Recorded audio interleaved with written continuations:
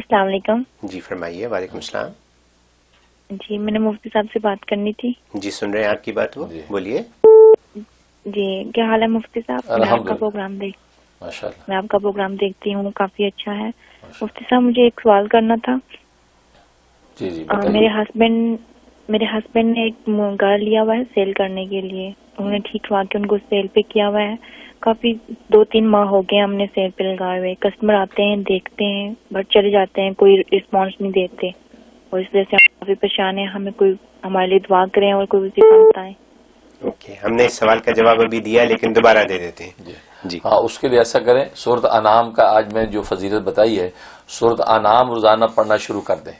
روزانہ ایک مرتبہ سورۃ انعام پڑھ کے اللہ کے حضور دعا کرنا شروع کر دیں, اور 21 دن کی نیت سے آپ شروع کریں.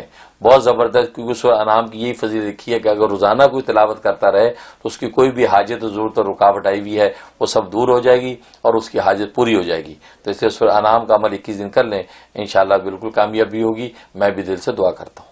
بہت شکرا